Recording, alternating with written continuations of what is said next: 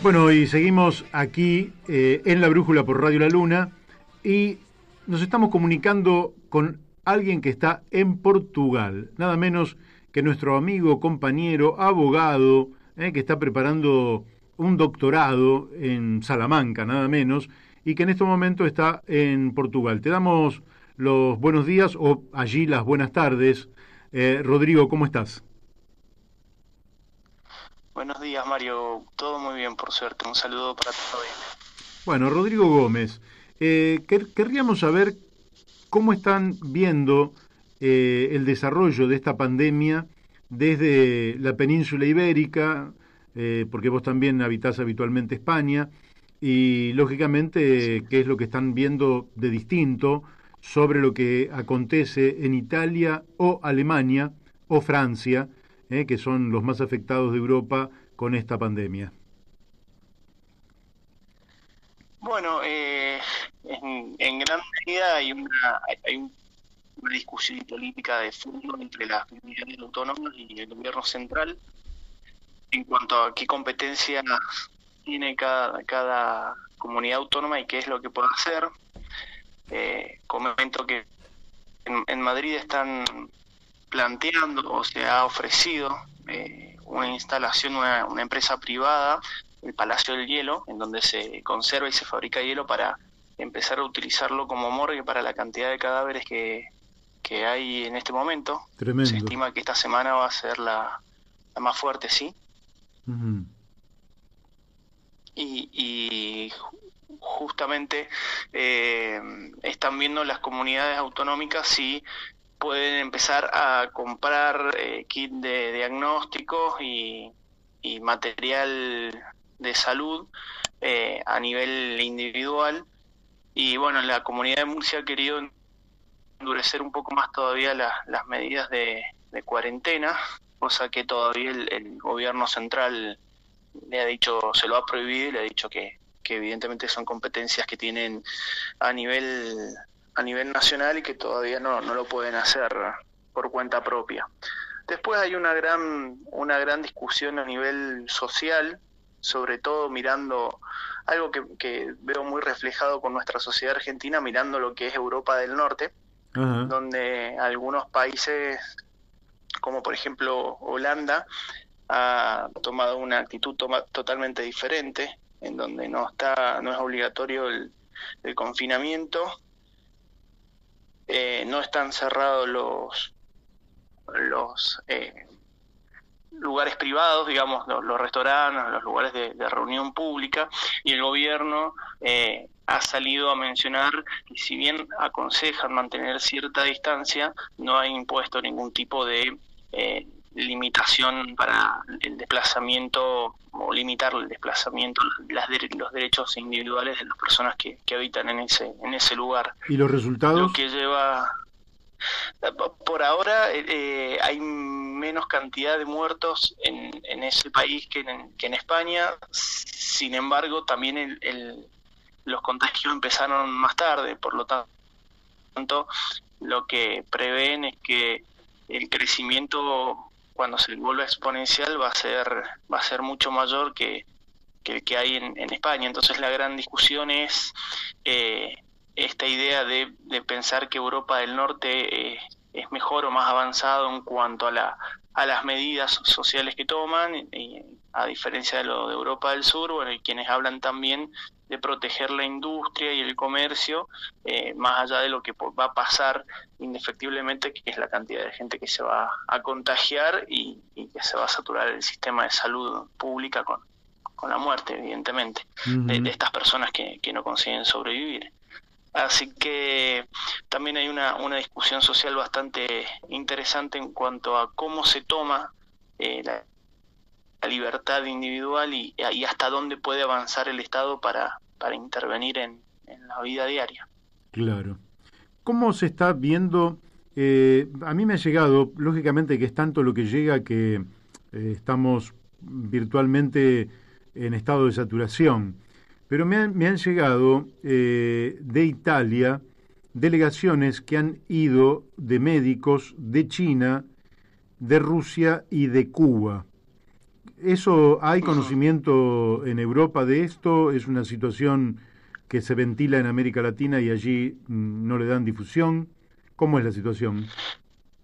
Bueno, es bastante interesante lo que estás planteando porque hay toda una discusión fuerte en cuanto a, luego de la salida del Reino Unido de la Unión Europea, se ha visto que ha fracasado una respuesta comunitaria frente al virus y entonces cada país ha cerrado su frontera, ha exacerbado su nacionalismo, algunos hablan inclusive de una lucha, de una guerra, y ninguno de los países ha tenido una actitud, una política sanitaria en común, sino tratar de autoabastecerse hacia adentro. Es así que, bueno, varios países han pedido ayuda, entre ellos el gobierno español también, al gobierno chino, para compartir datos, información, que es sumamente importante al momento de tomar las decisiones, pero también para poder adquirir el material necesario para hacer frente, desde mascarillas hasta kit para poder determinar quién tiene el virus y quién no lo tiene. Así que la Unión Europea ha tenido una nota bastante baja al tratar de aprobar el examen de unión frente a la pandemia o a la calamidad que se está enfrentando. Muy importante esto que decís, muy, muy importante, ¿no? En lugar de solidaridad, los países se cierran y les interesa nada más que su territorio. Y esto se enfrenta en forma colectiva. ¿Cómo está Portugal en particular? Bueno, Portugal no escapa a las medidas tradicionales de Europa, ha cerrado también sus fronteras. En particular es un país bastante más pequeño que España o el resto de los países europeos. Tiene 2.000 contagiados, un poco más de 2.000 contagiados y 23 muertos en este momento. Están esperando que esta semana y la próxima sea el crecimiento exponencial más grande. Uh-huh.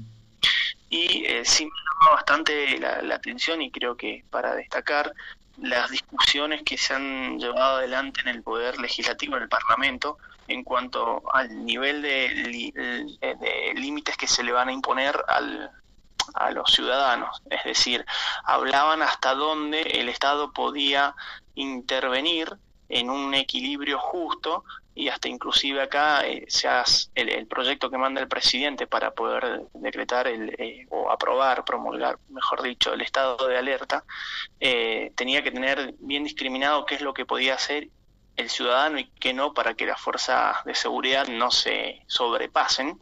Uh-huh. Recordemos que hasta la década del 70 hubo una revolución importante, un golpe militar. Uh-huh. Entonces también tiene muy presente esta situación, y en el proyecto que se discutió en el Parlamento, no fue que el Ejecutivo lo aprobó por propia decisión, estaba estipulado inclusive hasta que las personas podían salir a pasear sus mascotas o salir a hacer deporte. Acá está permitido salir a trotar, pero en forma individual. Claro. No en grupo.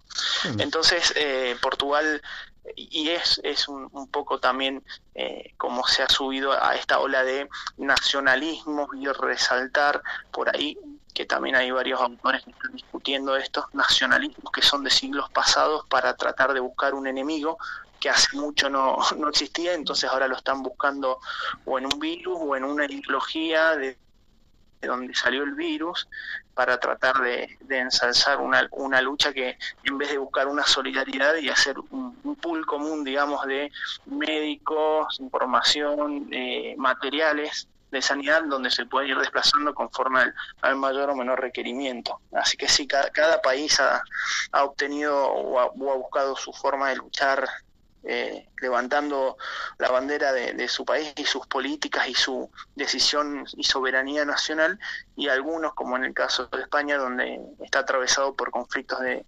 independencias y regionalismos, han tratado incluso de salir de las medidas del gobierno central para poder decidir, comunidades con más dinero, comprar por sí mismos más kit y tener un poco un servicio de salud bastante mejor que en las comunidades más atrasadas. Claro. Europa también vivió una política de restricción de gasto público entendiendo que parte del gasto público es el gasto que se hace en salud. Y no todos los sistemas de salud de Europa son iguales. ¿Cómo está repercutiendo esta desinversión que se hizo en las últimas décadas? Pero la pregunta es cómo está repercutiendo no solo desde el punto de vista sanitario, sino también político. Porque ahora, claro, necesitas más camas, no las tenés, necesitas más respiradores, no los tenés, necesitas más infraestructura y, lógicamente, todo aquello fue virtualmente desarmado durante años, donde la prioridad número uno era el equilibrio fiscal y no la atención de las necesidades sanitarias de la gente. Bueno, esa discusión se está dando y hay una gran crítica que aporto al análisis o al comentario que vos haces, Mario. En este momento se discute o se resalta mucho la política de focalizar y concentrar en las grandes ciudades los medios de producción. Entonces hay un abandono grande en cuanto a comunidades como Extremadura o Andalucía, donde la gente que era un poco más, se dedicaba a actividad rural, tuvo que migrar para conseguir mayores trabajos, mejores fuentes de ingreso en las capitales, ya sea en Cataluña o en la Comunidad de Madrid, llevando a lo que es la aglomeración y sobreexplotación de problemas de vivienda, de cómo se aumentó el precio del alquiler, de hacinamiento, de que ya no daban abasto con los mecanismos que tenían o con el servicio de salud pública que tenían. Y bueno, esta pandemia viene a acrecentar o resaltar estos conflictos de la España demográficamente mal distribuida o concentrada, porque claramente los presupuestos que se fueron recortando históricamente para el servicio público o como gasto público, los que iban quedando se iban concentrando en las grandes capitales. Claro. Entonces, esta cantidad de personas que se ha aglomerado en las grandes capitales es lo que lleva también a la imposibilidad, como estaba mencionando al principio de la comunicación, inclusive hasta la imposibilidad de tener una morgue preparada para la cantidad de fallecimientos que hay en este momento. Claro. La última pregunta de mi parte, Rodrigo, y desde ya agradeciéndote la participación y la amabilidad que tenés de participar en este programa. El Partido Popular en España cargó las tintas sobre el 8M, es decir, la movilización del feminismo que se realizó el domingo 8 de marzo. ¿Qué hay de cierto o qué hay de especulación política en estos dichos? Bueno, sí, muy buena pregunta. En realidad es cierto que ya había una discusión sobre que el brote se había saltado o habían algunos primeros infectados en España. No se preveía nunca que se iba a llegar a la situación de Italia y no se llegaba a ponderar qué daño podía llegar a haber en la población como ocurre hoy mismo. Sin embargo, partidos también como Vox llevaron adelante reuniones en el País Vasco, donde fueron que se contagiaron varias personas y extendieron los focos. Esto por ahí no pasa tanto por una cuestión ideológica. Hay bastantes notas, sobre todo en el diario El País, salió una editorial el día de ayer, bastante interesante, que tiene que ver un poco más con la ideología individualista de Occidente, a diferencia de la ideología un poco más colectiva, ya sea de partidos de izquierda o gobernados por regímenes de izquierda o de derecha, como Corea del Sur o China, y cómo deciden enfrentar la responsabilidad de tratar de disminuir los contagios. Entonces, evidentemente, en el momento de salir a cargar las tintas o hablar en contra de uno o de otra actividad, el Partido Popular se ha manifestado en contra de esta reunión de personas que hubo para tratar de resaltar la lucha por la igualdad entre el hombre y la mujer a nivel salarial, a nivel social, y para parar también con la violencia que es mucha, no a niveles de violencia que tenemos en Sudamérica, pero es mucha también, y es mucha la discriminación en Europa y en España en particular. Bueno, Rodrigo, te agradezco muchísimo y quedamos en contacto. Aquí seguimos también un poco aislados, Bueno, no me acompañan Daniel de Abrantes y Daniel Pérez, por eso no te saludan, ellos están interviniendo desde la casa. Y bueno, en esta cuarentena que ha hecho que si estuvieras aquí quizás vivirías una situación muy parecida a la que estás viviendo allí en Portugal, porque las calles están casi vacías, muy poca gente circulando, y aquí ni siquiera hoy creo que están habilitando a que se pasee al perro o se salga a trotar en la calle, aunque fuera de manera individual. Así que esperemos que pase todo esto y nos volvemos a contactar. perfecto. Muchas gracias, un gran saludo y a hacer el esfuerzo de estar un tiempo recluidos para pasar esta pandemia. Muy bien. Bueno, gracias. Hemos hablado con el doctor Rodrigo Gómez, que nos ha pintado un panorama desde la vieja Europa.